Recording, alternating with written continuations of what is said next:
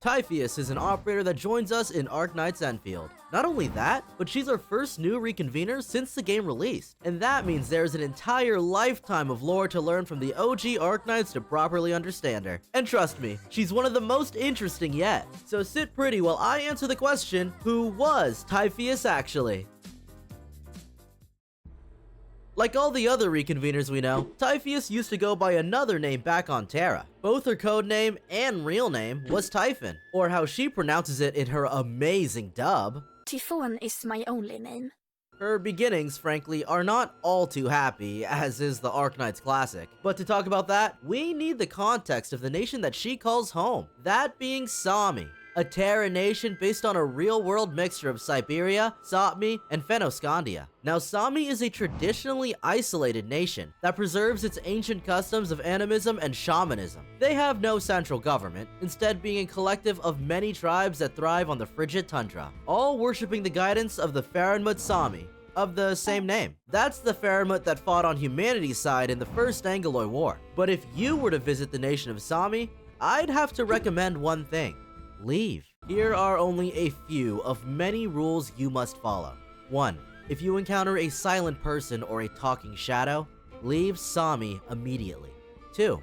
Do not touch the trees, and do not touch their shadows. If you do, leave Sami immediately. 3. If someone responds to a thought in your head, do not answer back, and leave Sami immediately. Remember these warnings, but if at any time you cannot remember them, then leave Sami immediately.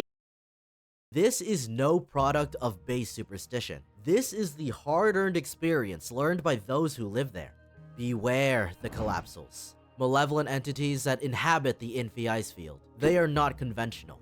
They are simultaneously real and irreal. They are info hazards, gaining power and manifesting by simply knowing of their existence. They are reality warping, manipulating space-time, and to repel them are the generations-long mission of the Warriors of Sami. The Collapsals are an unknown hostile presence that taints all that it touches with their corruption, and Typhon is the best suited at hunting them down. Each of my arrows slows the black that taints the Sami snow.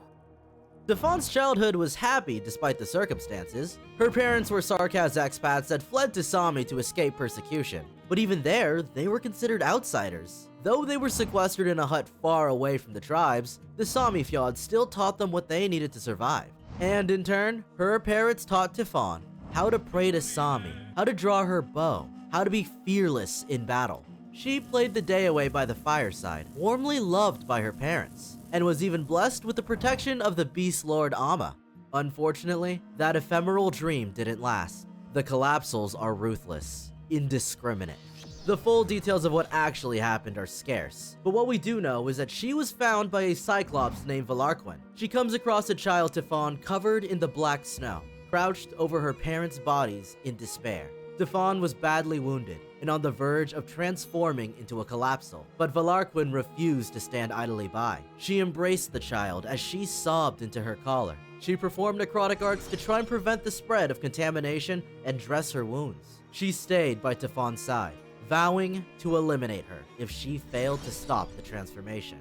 But by some miracle, she broke the shackles of fate, and Typhon woke up. The only things left from her parents, her horn ornaments, and her parents' great bow. I am looking at the dead. The unsullied dead will walk among the beasts of the forest. Jag letar fortfarande efter mina föräldrar. After that, Valarquin took in Typhon as her foster mother. To my Enfield onlys, you might think that Valarquin's third eye looks a bit familiar. That's because she's a Cyclops, the same race that our young Death is theorized to be. You might recall that the Cyclops of Seshka can predict the future. Well, back on Terra, that exact quality is why they are discriminated against. A Cyclops prophecy tends to foretell doom, making them viewed as harbingers of misfortune. So good news, the Sami Fjord are not racist against Typhon because she's a Sarkaz. They just don't like her because they're racist against her foster mother. Well, that and her bow. You see, Typhon's great bow is one of the most unique weapons in Arknights. As an after effect of the disaster that took her parents' lives, the bow was thoroughly contaminated by collapsal energy. Its pitch black appearance is actually the overriding of physical matter by the projection of the collapsals onto real space. And doesn't that sound kinda familiar? But Typhon's ancient Sarkaz arts is somehow able to curb it. Because of that, every arrow she fires has a small space-time distortion, and that is why she is uniquely qualified to hunt down the Collapsals. But the unfortunate side effect of her recovery and constant exposure to the weapon are major gaps in her old memories. Typhon has almost no recollection of her parents. She couldn't even tell you what they look like. She's plagued by constant nightmares, ones where she is hunted by shadows. They always end with her home being destroyed, and only the bones of her loved ones left behind. Typhon would spend the later years under the tutelage of both Valarquin and the most seasoned hunters of Sami. She would imitate their techniques, all to prepare herself for her ultimate revenge against the never-ending collapsal threat. A long journey, the eternal hunt.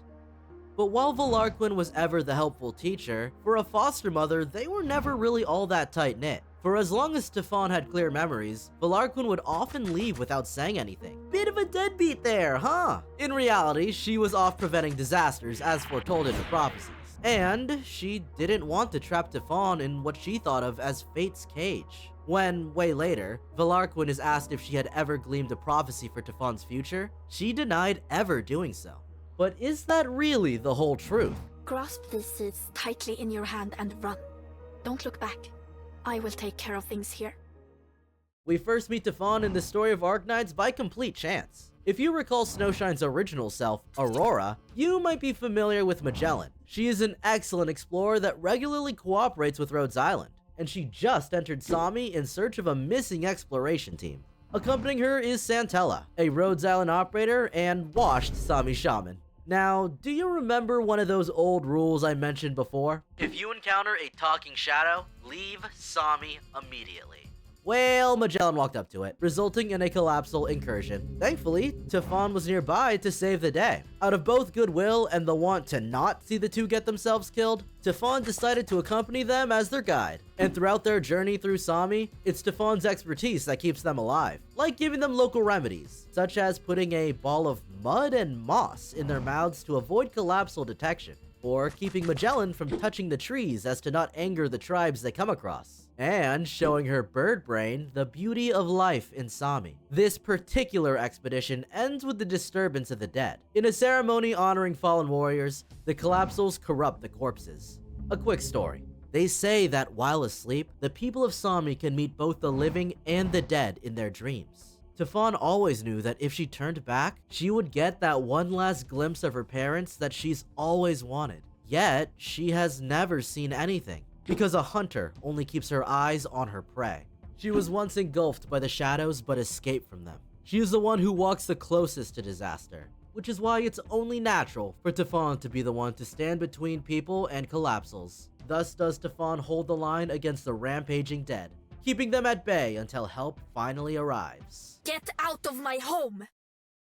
At the next outpost, Magellan receives a message from who she was looking for, and that storyline progresses without Typhon's involvement. But the expeditions to the north are numerous, and eventually down the line, Typhon once again joins Magellan in her journey throughout Sami. And this expedition is why Typhon is so relevant to Endfield. She was among the team that reached the Sami Cosmic Gate. You know, the one that leads to Talos 2. Though, as for what happens to Typhon in her later years, we don't really know for sure. We do know she's around as Terra starts researching the Cosmic Gate, and she does become a Rhodes Island operator. But she isn't infected, and is constantly battling against collapsal corruption. Not exactly great life expectancy there. But there is one interesting thing. Remember how I said Valarquin denies ever looking into Typhon's future? That was a lie. When Typhon was a child, Valarquin saw this. An unrecognizable blurred silhouette of an adult Typhon being thoroughly corrupted. She will execute Valarquin herself with an arrow, before ending her own life through her arts. And yet despite this, Valarquin still takes Typhon in as her beloved child. As for if that prophecy actually came true, we'll find out in the future together, through the story of Typhoeus in patch 1.5 of Arknights Endfield. I'll end this off with a quote from Typhon herself. The day will come when she is no longer a hunter, when she is no longer in command of her weapon. But whatever my fate may be, for now, I am a hunter. Thanks for watching this whole thing, and thank you to Dr. P for being kind enough to edit this video. Make sure you check his channel out. I'm pretty tied up with Box Bootcamp, the Vegas Open qualifiers, and my usual Arknights and Endfield videos. So I'd really appreciate your support because my schedule in the coming weeks is stacked. Make sure you like and subscribe, and I'll see y'all later.